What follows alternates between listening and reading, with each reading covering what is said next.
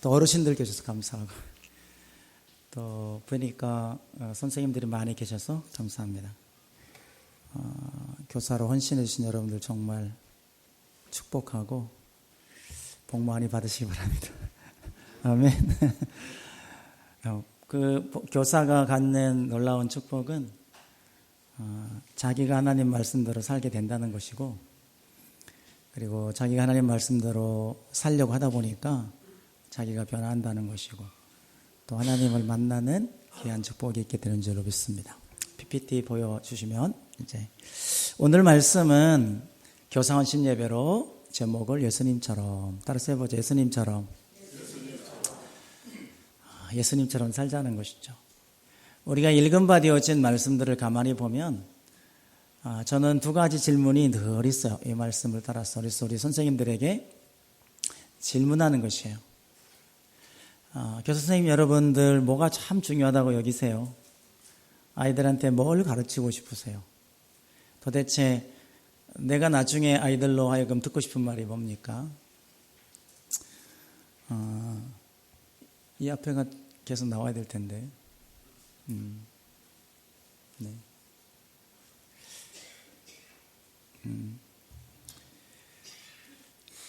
교사 입장에서 저는 고등학교 3학년 때 예수님 믿고, 그래 예수님 영접한 다음에 성경이 너무 재미있어가지고 그 교회에서 교회 학교 교사로 또 친구들과 더불어 함께 말씀 나누고 그러면 되게 재미있다 그래요.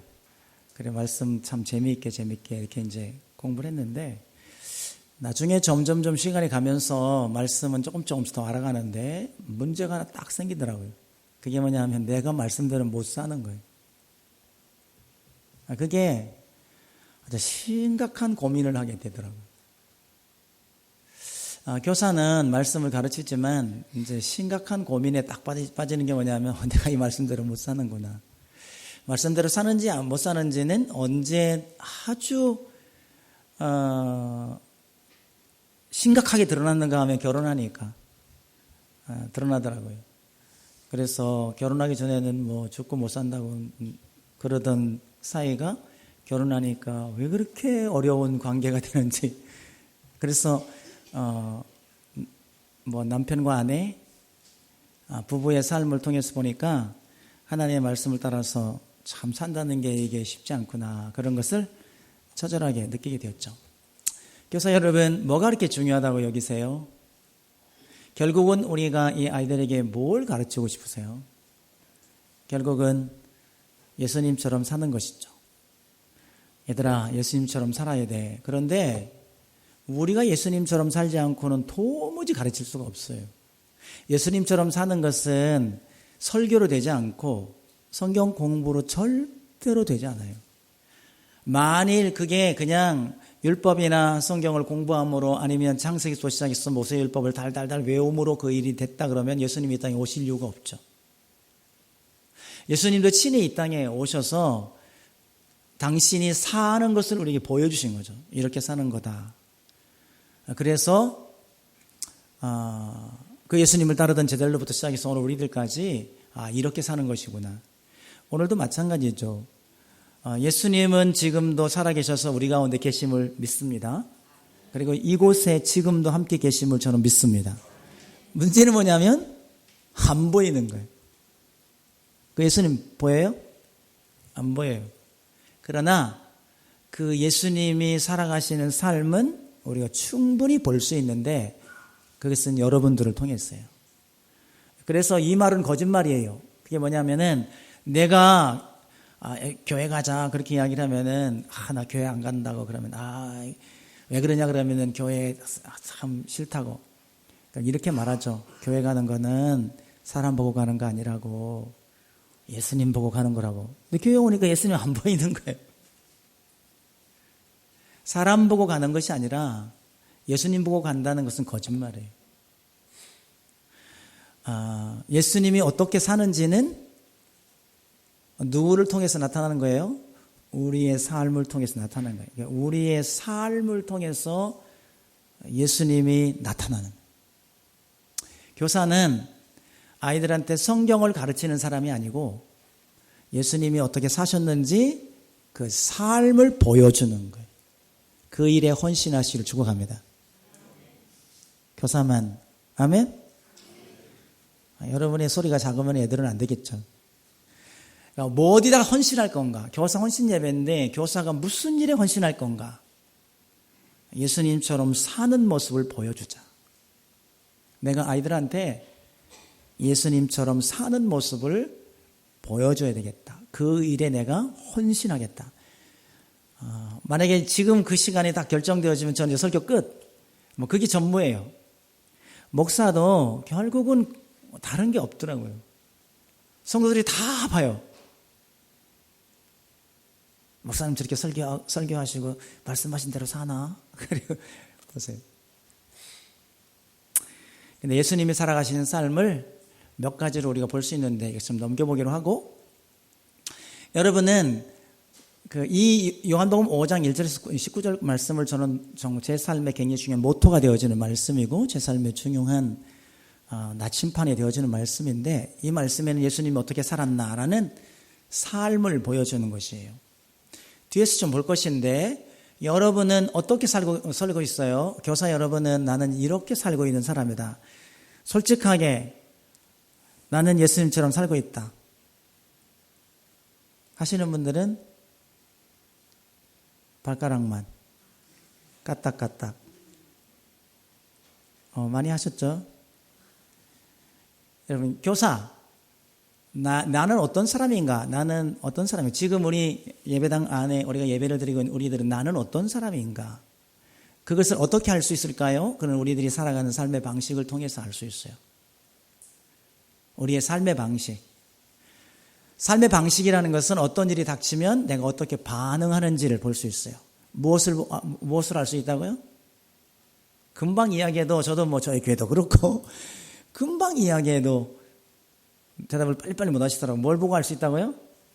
어떻게 사는지, 내 삶의 방식은 뭐로 나타난다고? 반응. 무슨 일이 생겼을 때 그 일에 대해서 내가 어떻게 반응하는지 그것을 알 수 있어요. 그것이 이제 열매로 나타나게 됩니다. 따라서 우리들의 삶의 방식은 이제 반응이에요. 반응. 예수님도 어떤 상황이 있을 때 어떻게 반응하셨나, 그것을 우리에게 보여주신 것이죠. 그러면 이제 점검하는 거예요. 교사 여러분, 나는 어떤 사람인가? 또 성도 여러분, 나는 지금까지 어떤 사람인가? 저는 지금까지 72년부터 지금까지 끊임없는 이 문제를 가지고 씨름하고 있습니다. 지금도 연습하고 있고, 지금도 씨름하고 있고. 이런 것이죠. 우리가 어떤 일들이 우리 가운데 있게 되어지면 항상 어떤 상황에 대해서 반응해요. 며느리 여러분들은 시어머니에게 어떻게 반응하나요? 괜찮으신가요? 아직 모르시죠? 우리 결혼 안 한 자매님들은. 성도 여러분, 여러분들은 여러분들 상호간에 어떻게 반응하시나요? 좋아하는 사람은 좋아하시죠? 나하고 잘 맞는 사람은 잘 반응하고. 근데 가는 곳마다 마음에 안 맞는 사람 있죠? 있으시잖아요. 가는 곳마다 참 마음에 안 드네, 저 사람. 아마 목회자도 마찬가지예요. 설교를 들으면서도 저 사람은 진짜 마음에 안 드네. 이렇게 우리 마음 안에 반응이 있을 수 있어요. 어떤 상황에 대해서 반응해요. 반응한다는 것은 살아있다는 뜻이에요. 그러니까 어떻게 반응하든지 반응하는 것은 좋은 거예요. 불평을 하든 원망을 하든 싫어하든 미워하든 그거는 뭐 했다는 증거예요? 살아있다. 근데 문제는 뭐냐면 이제 좋은 반응을 잘 보이는 거죠. 따라서 우리의 삶의 방식은 상황에 대한 반응, 우리가 어떻게 반응하는가를 통해서 알 수 있어요. 제 아주 친한 친구가 있는데요. 친구가 저보다 이제 한창 한 10살 밑에니까 동생과 같죠. 사실은 같이 친구인데 이 친구가 결혼을 했어요. 결혼을 하고 나서 외아들인데요. 얼마 있다가 전화가 왔어요. 한 1, 2년쯤 지났다. 형, 다 큰일 났어. 엄마랑 아내랑 너무 싸워가지고 내가 도무지 살 수가 없다고. 그래서 제가 뭐라고 했냐 그러면은 그 친구가 서울에 있을 텐데 그러면은 사역지를 옮겨 그랬어요. 그래서 부산으로 옮겼습니다. 부산으로 옮겼는데 그 어머니가 외아들을 두고 계신 분이니까 또 이제 남편은 일찍 세상을 떠나시고 정말 혼자 그 외아들을 얼마나 귀하게 키웠겠어요. 근데 이제 이 아들이 사역지를 따라서 간다고 부산으로 갔어요. 부산으로 가니까 어머니가 혼자 계시니까 얼마나 외롭겠어요. 견디다 못해가지고 어머니가 어떻게 했겠어요? 아들한테 간다고. 그래서 아들아, 나 도저히 나 부산으로 갈란다. 나 여기 서울에서 못 살겠어. 그렇게 말씀을 하신 거예요. 그랬더니 밤에 또 전화 왔어요. 형, 큰일 났어. 엄마가 부산으로 오신대. 그래서 제가 뭐라고 얘기했냐 그러면 미국으로 가 그랬어요. 그래서 지금 미국에서 목회하고 있어요. 근데 미국으로 갔는데 몇 년 있다가 또 전화 왔어요. 형, 큰일 났어. 엄마가 미국으로 오신대. 그래서 제가 뭐라고 대답한 줄 아세요? 뭐라고 했을까요? 지구를 떠나거라 그랬어요. 상황을 피해서는 답이 없어요. 따라서 하세요. 상황에는, 문제에는 뭐가 있을까요? 문제에는 뭐가 있을까요? 답이 있어요. 답. 문제를 피해 보세요. 20문제가 시험 문제를 푸는데 1번이 어려워. 지나갔어요. 2번 이것도 어려워. 또 지나갔어요. 3번 이것도 어려워. 20문제를 다 지나고서 시간 다 지나가면 어떻게 돼요? 빵점이죠. 문제는 그 모든 문제 속에 내가 풀지를 못해서 그렇지 그 문제 속에는 뭐가 있어요? 답이 있어요. 여러분, 우리들의 모든 상황 속에는 그 문제 속에 답이 있어요. 문제는 뭐냐면 원리를 몰라요. 왜 수학 문제를 못 풉니까? 공식을 몰라. 그럼 답이 안 나오죠. 신앙생활도 꼭 그렇습니다. 항상 답은 있어요. 그런데 어떻게 반응해야 할지 원리를 모르는 거예요. 그러니까 자기가 어떤 사람인지 몰라요. 내가 어떻게 반응한 사람인지 본인이 몰라요. 자기 점검이 안 돼요. 그러면은 내가 어떻게 할지를 모르는 거죠. 교사들은 너무 중요해요. 그래서 교사는 아이들이 어떻게 반응하는지 상황을 잘 보면 알아요. 이 녀석은, 죄송해요, 이 녀석이라고 표현해서, 얘는 이런 상황이 되어지면 이렇게 반응하는구나. 반응을 점검하는 거예요. 그리고 그럴 때는 어떻게 반응하는지 반응을 바꿔주는 거예요. 그것은 삶으로 보여줘야 돼요. 첫 번째는 이런 것이에요. 이렇게 반응하는 사람 있어요. 내가 있죠? 내가 있으면은 내 주변에 항상 상황이 톱니처럼 딱 물려 있어요. 피할 수 없는 상황. 내 사춘기 자녀를 둔 엄마. 이제 한 돌쯤 지날까 되어진 아기를 가진 아기 엄마. 어떡하겠어요? 그 아기를. 이 상황을 나로부터 분리시킬 수 없는 일들이 우리 가운데 있어요. 근데 그러면 그 일들에 관하여 참 어려워요.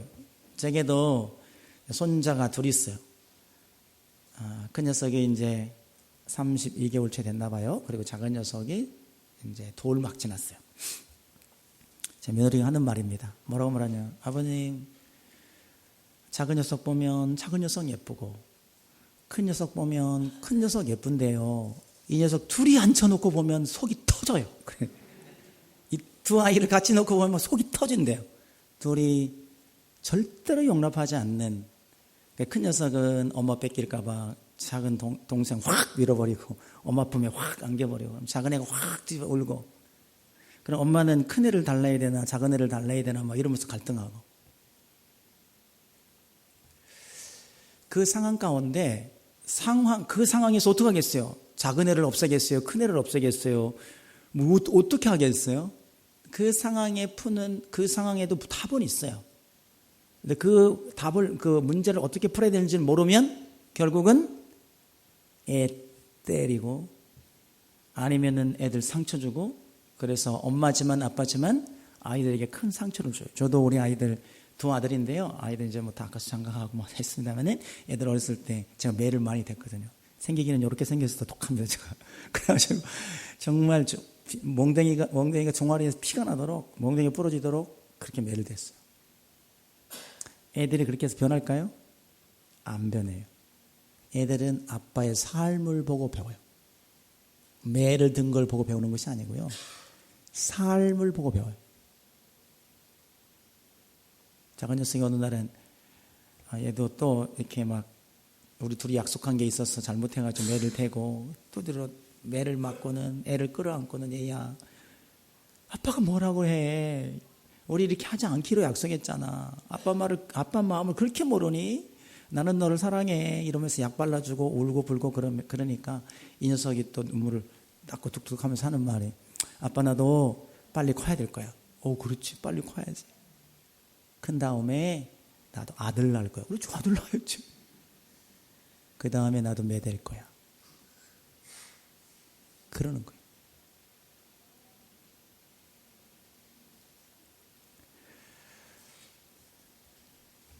아이들도 그렇고요. 우리 학생들도 그렇고 성도 여러분들도 다 우리의 삶을 보고 누군가 배워요. 학생들은 교사의 삶을 보고 배워요.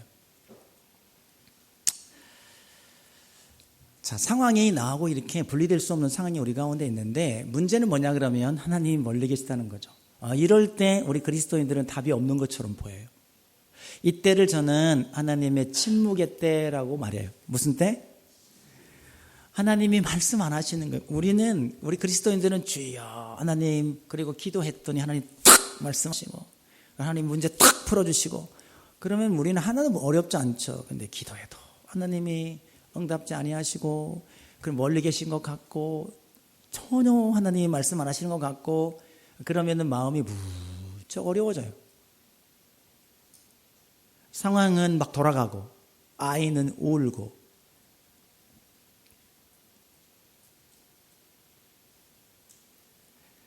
그러면요 아주 어려워져요.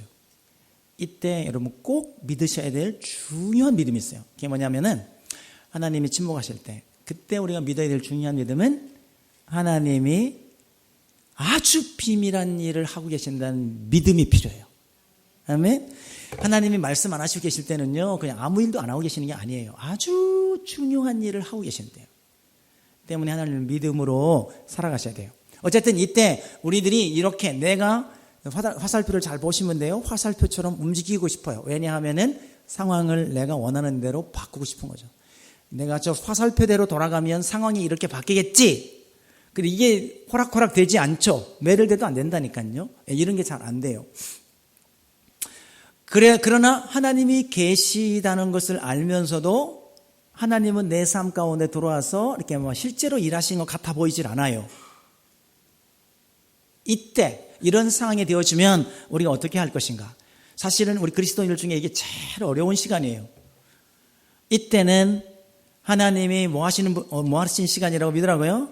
비밀한 일을 하고 계신다라고 믿고 그 하나님을 믿음으로 반응하셔야 되는데 그렇지 않으면 그러면 실질적으로 무신론자와 같은 거예요.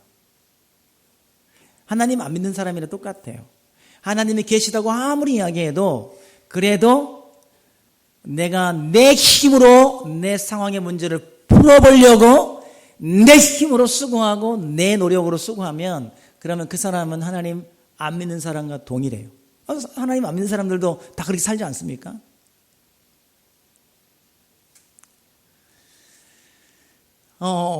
어떤 때는 이 동일한 상황 가운데 가만히 살펴보니까 내가 상황을 풀려고 하는 것이 아니라 상황이 나를 움직이고 있어요. 상황 때문에 맨날 내가 허덕거리는 거예요. 그래서 어떤 의사를 결정하려고 하면 이게 어떻게 될 건가 상황을 살피는 거예요. 교사 여러분은 어떻게 하세요? 저는 그런 경험들이 목사임에도 그럴 때가 많이 있는데 지금은 정말 감사하게도 교회 바로 옆에 이제 사택이 있어서 거기서 교회까지 오는 데는 한 1분 30초밖에 안 걸려요. 전에는 한 15분 20분 차를 타고 와야 됐어요. 아침에 주일날 예배를 드리기 위해서 예배당으로 이렇게 나오잖아요. 나오다 보면은 제 아내랑 옆에 이제 타고 나오죠. 그러면은 차를 타고 이렇게 오다 보면은 급하기도 하고 해서 신호를 못 지키게 될 때가 있어요. 그러면 난리 납니다. 제 옆에 제 아내가 목사님 신호를 지키셔야죠. 시간이 없어 빨리 가야 되는데 신호를 지키셔야죠. 차선을 변경하는 것도 깜빡이를 먼저 켜도 안 되고 늦게 켜도 안 되고 정확한 위치에서 정확하게 해야 돼요. 제가 조금 먼저 키면 좀 끄세요. 천천히 키세요.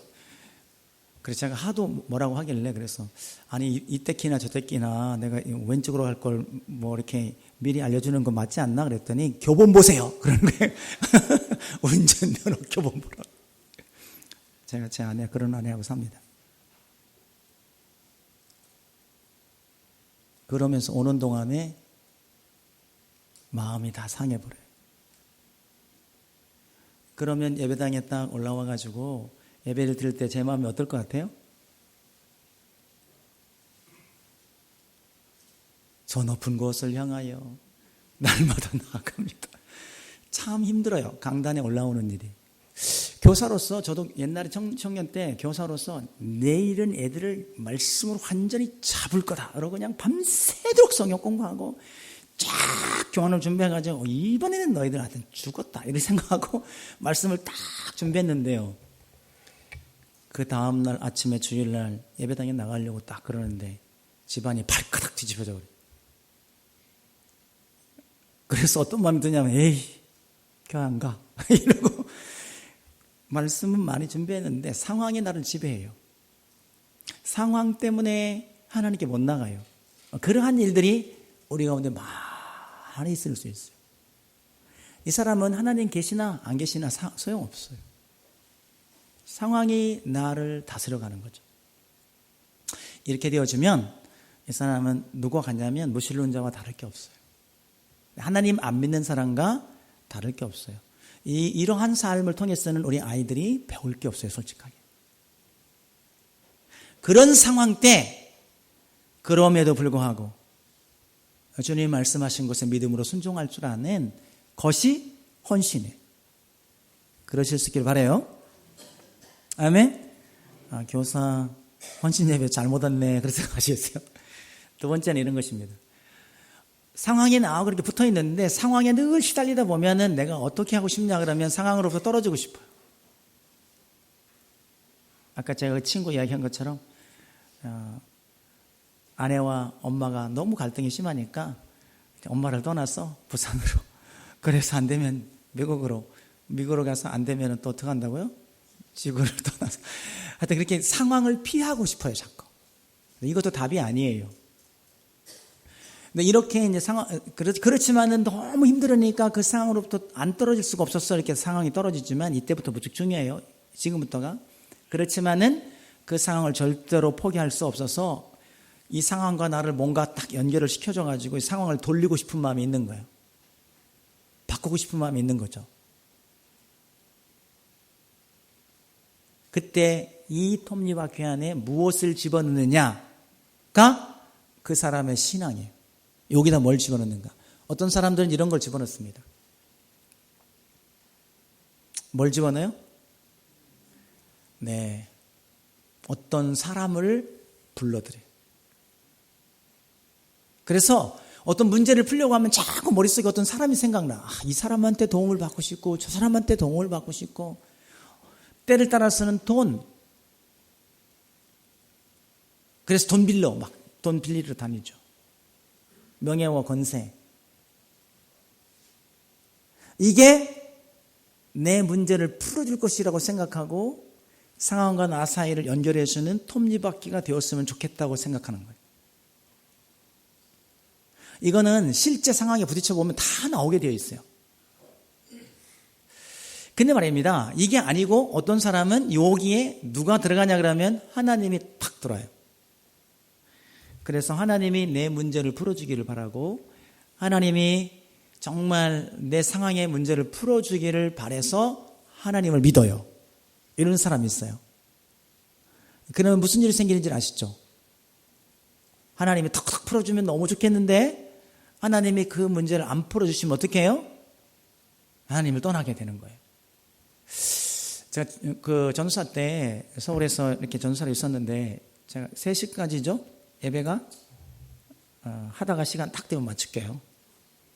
나머지는 그 연속곡으로 나중에 언제 듣기로 하고 서울에서 전도사로 이렇게 우리 고등부 아이들 데리고 막 이렇게 이제 전도하고 있었는데요. 그때 무슨 일이 있었냐 그러면은 어느 한 사람을 만났어요. 근데 이분이 남묘호랑개교 강동지부 원장이더라고요. 남묘호랑개교 아세요? 아시는 분들 몇 분? 불교 비슷하지만 일본에서 넘어온 그런 남묘호랑개교라는 종교가 있어요. 우리 주변에서 요즘에 굉장히 많이 이렇게 아주 강한 그러한 힘을 가지고 요즘에 잘하고 있는데요. 그 남묘호랑개교 강동지부 원장님이라는 분이 있더라고요. 그래서 이제 복음을 전하다가 어떻게 만나가지고 이야기를 했더니 이분이 뭐라고 말씀하시냐면, 전도사님, 저도 옛날에는 장로교 권사였어요. 그러는 거예요. 그런데 지금은 남묘호랑개교 강동 지부장 원장님이 된 거예요. 하도 어이가 없어가지고 권사님이 어떻게 이렇게 되셨어요? 그랬더니 그 말씀이 너무 안타까운 말씀을 하세요. 그게 뭐냐면 아들이 너무 병치레를 했는데 이 아들이 병 낫기를 위해서 별짓을 다 한 거예요. 굿도 해보고 뭣도 해보고 뭐 병원도 가보고 의사 다 했는데 이게 안 나서요, 아들이. 근데 어느 날 누가 복음을 전해준 거죠. 예수 믿으면 당신 아들이 나을 수 있다고 그러니까 아유 그렇구나. 그래가지고 이분이 교회 왔어요. 그래서 열심히 헌신했어요. 열심히 봉사하고 열심히 했어요. 그러면서 열심히 뭐 했을까요? 기도했어요. 뭐 해달라고? 내 아들 병 낫게 해달라고. 병이 딱 나았으면 얼마나 좋았겠어요. 여러분, 낫을 수도 있죠. 아니, 나을 수 있어요. 저는 그렇게 믿습니다. 그런데 어떤 때는 하나님이 침묵하실 때가 있다니까요. 그러면 더 큰 하나님의 비밀한 일이 진행되고 있다고 믿어야 되는데, 그런데 그걸 믿지 못하고 이거 소용없구나. 그리고 교회를 떠나셨어요. 그래서 남묘호랑개교로 갔어요. 더 놀라운 사실은 남묘호랑개교 갔는데요, 거기서 나섰어요. 기가 막힌 일이에요. 저는 뭐 계산동에서 목회하고 있습니다만, 거기서 목회할 때 이제 전도하러 이렇게 여기저기 다니다가 어느 무당집을 가게 됐어요. 이제 무당 깃발이 이렇게 있으면 거기는 100% 무신론자잖아요. 예수 안 믿는 사람이죠. 무당 예수님 안 믿는 사람 혹시 우리도 전도하죠? 아니, 전도 안 하시나요? 하죠. 그런데 전도할 대상자를 못 찾으시는 분 제가 알려드릴게요. 무당 깃발 찾아가시면 됩니다. 그 사람은 100% 예수님 안 믿는 사람이에요. 그래서 찾아갔습니다. 그랬더니 이분이 반갑게 맞이하더라고요. 그래도 갔더니 누가 죽어서 왔어? 그런 거 아닌데요.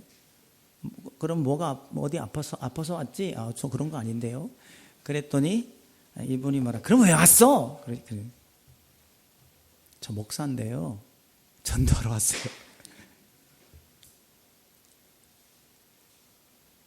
뭐 이런저런 이야기 나눴습니다만, 그때도 제가 충격스러운 이야기를 들었어요. 그분도 똑같은 이야기를 하는 거예요. 그래요? 목사님이세요? 저도 옛날에 장로교 권사였었는데요.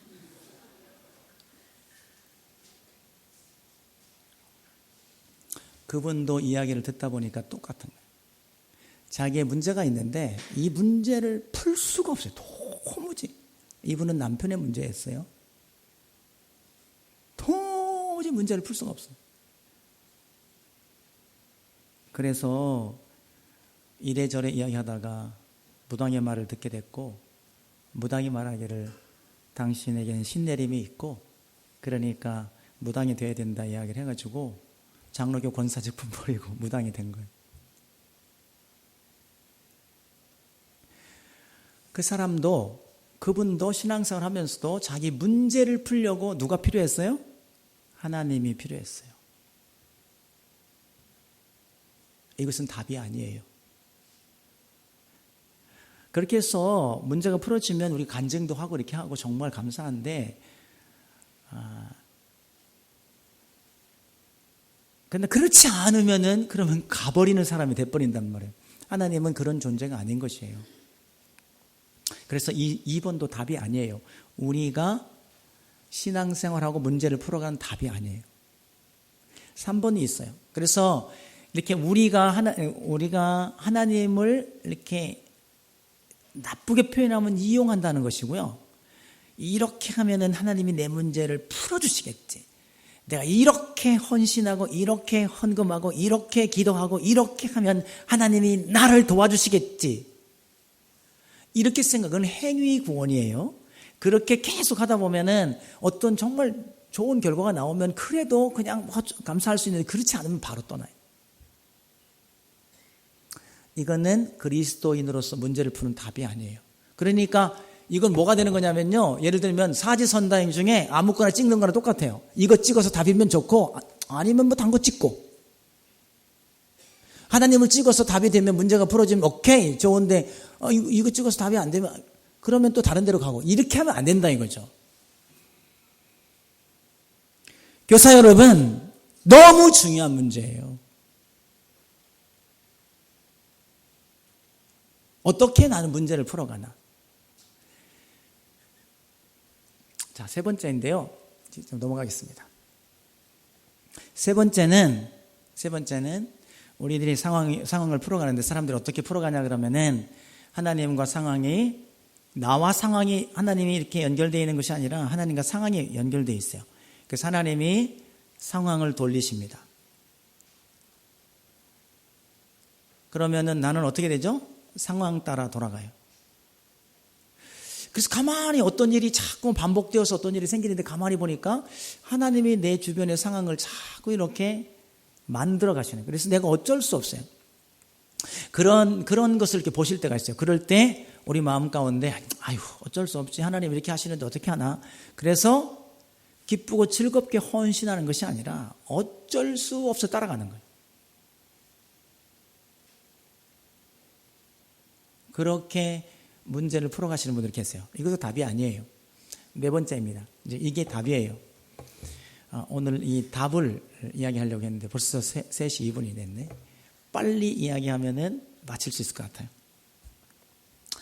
여기까지 하려다가 조금만 더 할까요? 네 번째만 하면 되는데 여러분 허락해 주셔야지. 저 뒤에 담임 목사님께서 이래야 되는데 가만히 계시네. 여러분, 우리가 주목해야 할 게 있는데 그게 뭐냐면, 하나님이 무슨 일을 어떻게 하시나, 그거를 주목해서 보시는 것이 문제를 푸는 첫 번째 원리예요. 하나님이 어떻게 무슨 일을 하시나. 자, 오늘 여러분 말씀 보셨죠? 요한복음 5장 17절 보겠습니다. 요한복음 5장 17절. 예수님도 이 삶을 보여주셨어요. 우리에게. 5장 17절. 같이 읽겠습니다. 시작. 예수께서 그들에게 이르시되 내 아버지께서 이제까지 일하시니 나도 일한다. 예수님이 안식일날 병자를 고쳤는데 사람들이 와가지고 왜 안식일날 병자를 고쳤냐고 막 이렇게 다구치고 그러니까 예수님의 답이 뭐였어요? 내 아버지께서 일하시니 이제까지 일하시니 나도 일한다. 누가 하시니까 했다는 거예요? 하나님 아버지께서 하시니까 내가 한 거야. 예수님의 삶의 원칙과 예수님의 답, 문제를 풀어가는, 사실은 이 일로 인해서 예수님이 많은 비난을 받았어요. 그래서 사람들이 이 일로 인해서 예수님을 죽이려고 했어요. 하지만 예수님은 아랑곳하지 않고 아버지께서, 하나님께서 하시는 것을 보고 이제까지 일하시니까 나도 일한다. 19절도 답이에요. 보시겠습니다. 19절 시작. 그러므로 예수께서 그들에게 이르시되 내가 진실로 진실로 너에게 이르노니 아들이 아버지께서 하시는 일을 보지 않고는 아무것도 스스로 할 수 없나니 아버지께서 행하시는 그것을 아들도 그와 같이 행하느니라. 그러니까 예수님이 뭐 하시다는 거예요? 하나님께서 하시는 것을 보고 아들도 그와 같이 했다. 그래서 예수님의 삶에 굉장히 중요한 원리가 있는데 뭘 보고 한다고 그랬어요? 아버지께서. 예배 시간에도 마찬가지입니다. 찬송도, 기도도, 봉사도, 그리고 우리 선생님들이 아이들 가르치는 것도 하나님께서 하시는 것을 보고 그와 같이 하는 것이에요. 저는 설교도 동일하다고 생각하고 계속 제가 살피고 있거든요. 여러분을 살피고 있는 것이 아니라 그분을 살피고 있거든요. 아버지께서 하시는 것을 보고 우리는 그와 같이 하는 것이에요. 그래서 하나님이 어떻게 하시는지를 주목해 보는 것이 내 상황의 문제를 푸는 원리 첫 번째. 이해되시죠? 이것이 우리의 답이에요. 두 번째. 그러면 두 번째는 어떻게 하는 거예요? 그와 같이 나도 하는 거예요. 하나님께서 하시는 것을 보고 문제는 그럼 하나님 어떻게 무슨 일을 하시는지 잘 모르겠다 그러면 저한테 오세요. 제가 금방 알려드릴게요. 하나님께서 무슨 일을 어떻게 하시는지를 보고 그래서 말씀을 가르칠 때에도 그리고 또 우리가 살아갈 때에도 하나님이 무슨 일을 어떻게 하시나 물건을 살 때에도 길을 걸어갈 때에도 무슨 일을 하나님이 어떻게 하시나 하나님께서 어떻게 하시나 혹시 우리 중에 충동 구매 하시는 분들 계십니까? 그냥 홈쇼핑만 보면 정신이 막 나가가지고 막 주문하고 하시는 분들 계세요? 하나님께서 어떻게 하시나? 어떤 일이 생기면 화가 팍 나가지고 막 버럭 화를 내는 일들이 혹시 우리 가운데 종종 있으세요? 그런 일이 생기게 되어지면 순간 하나님께서 어떻게 하시나? 아까 제가 말씀드렸죠? 두 아이를 한꺼번에 보려니까 막 속이 터진다고. 이 큰 아이하고 작은 아이를 따로따로 보면 너무 예쁜데 이 녀석을 둘이 놓고 보면 자기끼리 찌그락찌그락 엄마가 속이 터진다고. 그때 첫 번째 답이 뭐라고 그랬어요? 원리가? 하나님께서 어떻게 하시나? 를 보는 거예요. 그 질문을 하실 줄 아는 거예요. 그것은 1,000,000원을 주고도 바꿀 수 없어요. 아주 중요한 문제를 푸는 열쇠예요. 하나님이 어떻게 하시나? 저 사람이 오른뺨을 치면 주님은 어떻게 하라고 가르치셨어요? 왼뺨도 돌려대며. 그 말은 무슨 말이에요? 주님이 그렇게 하시는 거죠. 그래서 하나님이 어떻게 하시나에 주목하세요. 두 번째, 그 일을 나도 그와 같이 따라서 하는 거예요. 따라서. 큰일 났네. 시간은 자꾸 가고. 한 번은 제가 주일날 낮에 예배를 이렇게 말씀을 이렇게 쭉 예배를 인도하고 강단에서 기도하시는 분이 올라오셔서 이제 기도를 하세요. 기도를 하시는데 뭐라고 하시냐 그러면은 하나님 우리 안에 서로의 마음을 상하게 하는 사람이 있습니다. 이러고 기도하시는 거예요. 또 깜짝 놀라가지고 우리 교회 누가 이렇게 마음을 상하게 하는 사람이 있나? 그리고 제가 깜짝 놀라서 이제 강단 옆에서 저는 이제 대표기도 하시는 분이 이렇게 기도하시니까 깜짝 놀라요. 누가 이렇게 성도의 마음을 아프게 하나? 어쨌든 그렇게 기도하고 내려가셨어요. 우리 교회 초기 때입니다. 제가 강단에 딱 섰는데 주님이 있다. 실제로 그런 사람이 있다. 그러시고 그래서 어떻게 할까요? 나누게 하라고. 그래서 제가 강단에서 아래 강단에서 내려가가지고 이렇게 기도하신 분이 이렇게 기도하셨는데 우리 중에 서로의 마음을 아프게 하는 사람이 있다 한다.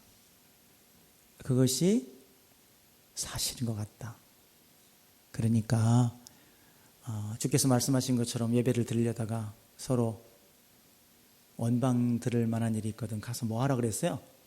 먼저 가서 화해하고 그리고 예배를 드리라고 하시지 않았는가. 그러니까 혹시 마음 상하게 한 일이나 그런 일이 생각나거든. 우리 가서 용서를 구하고 그리고 예배 드립시다.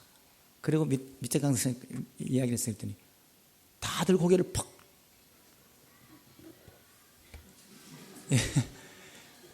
빨리 끝내라고 고개를 팍 숙이고는 아무도 움직이를 않는 거예요.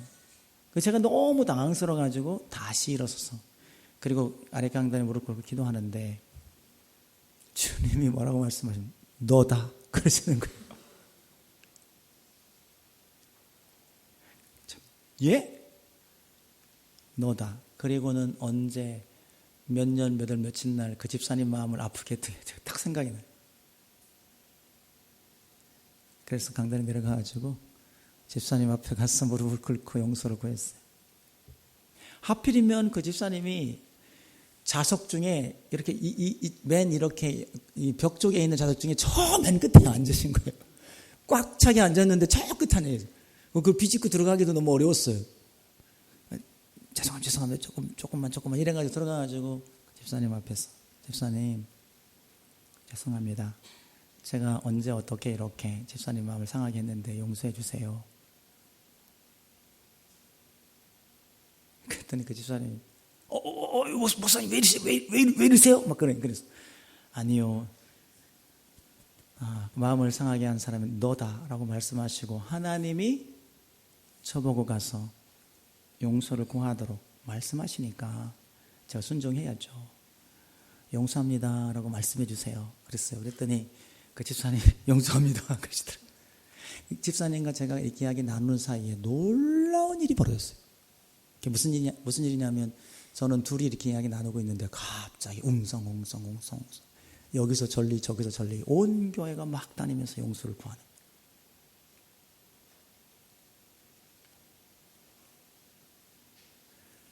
아버지께서 하시는 것을 보고 그와 같이 하는 거예요. 그때 저희 교회에 어느 장로님이 다른 교회에서 오랫동안 있다가 은퇴하시고 저희 교회에 이렇게 이제 개척교회인데 조그마한 교회인데 그 교회에 장로님이 오셨어요. 장로 생활만 50년을 하신 분이에요. 아주 젊어서 장로가 되고. 그래서 대한민국 교회 여기저기 교회 뭐 다 다녀봤는데 그래 예배도 수없이 드려봤는데 이런 예배 처음이라고 그러시더라고요.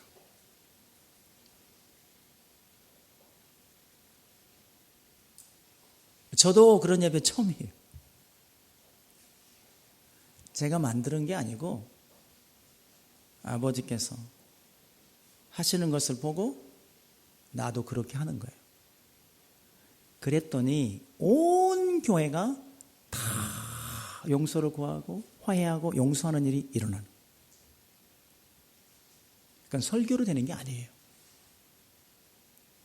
그건 가르쳐서 되는 게 아니고 누군가가 아버지께서 하나님께서 하시는 것을 보고 누군가가 그와 같이 하는 거예요.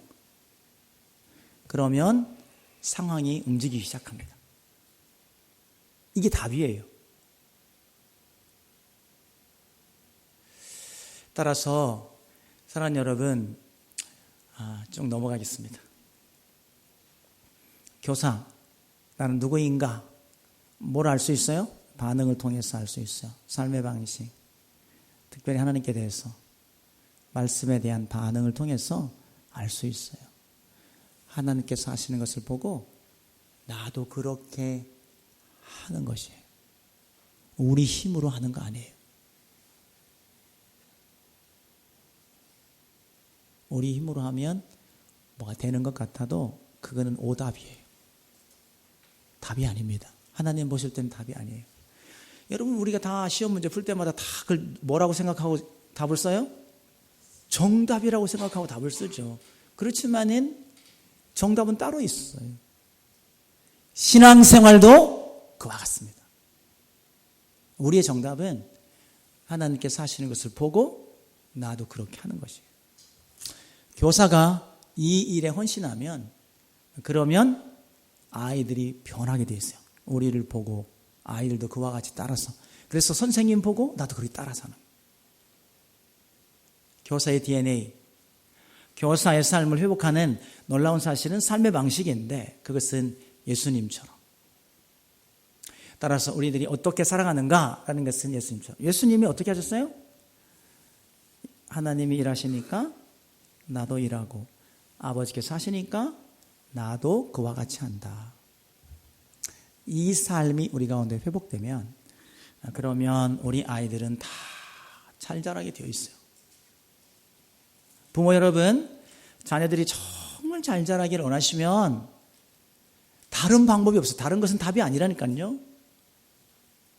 정말 우리 아이들이 잘 자라기를 원하시면 부모인 우리들이 예수님이 하신 것처럼 하나님께서 하신 것을 나도 보고 나도 그와 같이 하는 것이에요. 그러면 여러분 정답을 쓰게 될 줄로 믿습니다. 그래서 우리의 삶이 변하는 것이에요. 우리 보리교회가 우리 교사 선생님 여러분들을 통해서 진짜 이 지역에 있는 저희 교회는 이 일 때문에 제가 22년 차거든요. 교회를 개척하고 22년 했는데 달달달달 볶아가지고 지금 해보려고 많이 노력하고 있어요.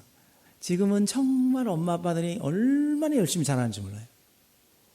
처음에는 애들 다 불러가지고 엄마 아빠 보내가지고 엄마 아빠랑 같이 이야기 좀 나누라 그랬더니 애들 놓고 엄마 아빠가 애 잡아. 너 그래서 되겠어? 엄마가 그렇게 가르쳤어? 뭐 애들이 막 엄마 아빠 가려고 하죠. 아빠한테 가려고 하진 않아요. 지금은 애들이 얼마나 그 엄마와 같이 이야기 나누는 것, 아빠랑 같이 이야기 나누는 걸 좋아하는지 몰라요. 그때 엄마 아빠한테 신신당부하고 우리가 배워야 될 게 있다. 그거는 내 감정, 내 지식, 내 방식이 아니고 아버지께서 어떻게 하시나, 하나님이 어떻게 하시나 계속 묻고, 아 그렇지, 하나님이 이렇게 하시는구나, 하나님이 하시는 것처럼 하세요. 지금은 정말 잘하는 부모들이 많이 생겼어요. 우리 교사 선생님 여러분들 화이팅 하시기 바랍니다. 오늘 어디에 헌신해요? 예수님처럼. 따라서 하죠. 누구처럼? 예수님은 어떻게 하셨어요? 예, 하나님 아버지께서 하시는 것을 보고 나도 그렇게 하는 것이에요. 아멘?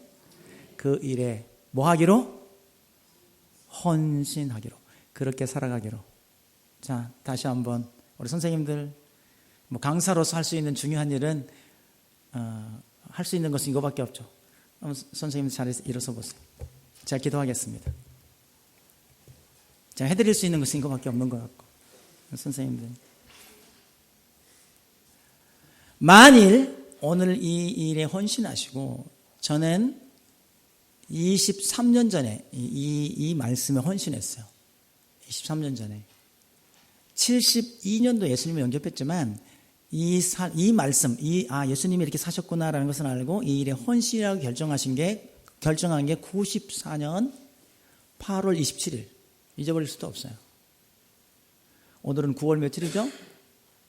2017년 9월 3일. 이 삶에 헌신하기로 결정하면 놀라운 일들이 벌어질 것인데, 그것은 뭐냐면 여러분이 정말 예수님처럼 살게 돼요. 옆에 있는 사람이 보고, 와, 저 사람 보면 참 예수님 보는 것 같아. 그런 고백을 듣게 되리라고 믿어요. 따라서 선생님 여러분들을 이 시간에 그 일들을 위해서 헌신하면 좋겠어요. 우리 앉아 계신 우리 성도님 여러분들은 선생님들을 위해서 기도하시면 좋겠어요. 예, 우리 보리교회 선생님들이 정말 이 삶에 헌신하셔서 우리 선생님들을 통해서 우리 아이들이 정말 예수님처럼 닮아가는 놀라운 일이 일어날 수 있게 기도해 주시고, 저도 여러분 기도하겠습니다. 함께 동성으로 기도하십시다. 기도하겠습니다. 하나님 아버지 감사합니다. 오늘은